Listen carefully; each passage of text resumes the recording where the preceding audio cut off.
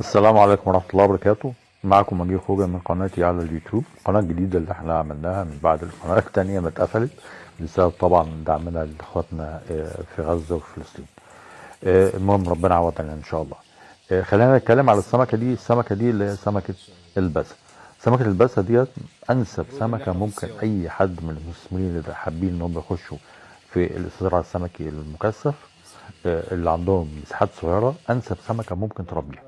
ليه انسب سمكه؟ السمكه دي آه، ممكن توصل لاكتر من كيلو من بعد 6 شهور، وطبعا مفيش عندك اي سمكه في مصر توصل للحجم ده ابدا، ان هي في 6 شهور توصل لاكتر من كيلو. دي حاجه. الحاجه التانيه ان هي سمكه بتجمع مميزات كتير جدا، بتجمع كل مميزات تقريبا اسماك البلطي مع كل مميزات اسماك القرموط او الكاتفش، اللي هي تقدر تتحمل جميع ظروف الميه، قله الاكسجين، زياده الامونيا، تتحمل الكلام ده كله. سهل جدا ان اي حد مبتدئ ان هو يربيها.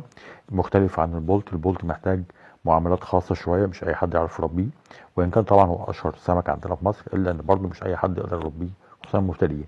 انما الباسه لا، الباسه دي سهله جدا في تربيتها، وتقدر توصل لاحجام كبيره. وكمان جمع اللحم بتاع البياض. عشان كده السمكة دي احنا مسمينها البياض الآسيوي. بتجمع كل مميزات لحم أسماك البياض، وبتجمع معاه كمان مميزات البلطي في تربيته. يعني هي تقدر تاكل الأعلاف بتاعت البلطي، تاكل كمان الأعشاب، تاكل المخلفات، تاكل مصارين الدواجن، تاكل اللحوم المصنعة، بتاكل كل اللي بياكلوا أسماك القرموط، وبتاكل كل اللي بياكلوا اسماك البلطي. وفي التحويل ممتازه جدا. نقدر نكثف في المتر، ممكن نحط من 50 سمكه لحد 100 وشويه كمان سمكه في المتر الواحد، بمعنى ان المتر ممكن يدينا اكتر من 50 كيلو الى اكتر كمان من 100 كيلو في المتر الواحد. وده اقتصاديا يقدر يحقق لي ارباح ضخمه جدا، ويقدر يدخل لي من اقل مساحه في الارض او في مسطح الميه اكبر دخل ممكن. عشان كده احنا بننصح بيها. السمكه دي كمان يمكن لو احنا عارفين كلنا ان النظام تربيه الاسماك المكثفه بتحتاج الاكسجين. ساعات بيحصل ان انقطاع الاكسجين غصب عني، ان هو بالتالي بيبقى في عندي ليميت معين من الوقت ان انا لازم الحق نفسي واضخ اكسجين تاني. بالنسبه للبولت استحاله يزيد عن ربع ساعه بالكتير جدا، وايه اللي يحصل فيه نفوق جميع الاسماك.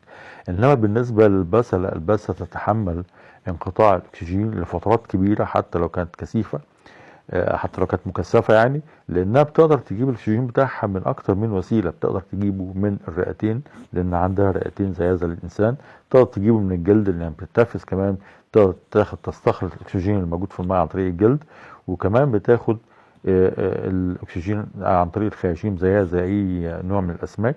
وبتقدر انها تطلع على وش الميه، تطلع فوق تاخد اكسجين من الجو وتنزل بيه تاني. فبالتالي انصح بالسمكه دي لجميع المربين اللي حابين يخشوا في المجال ده بالسمكه دي.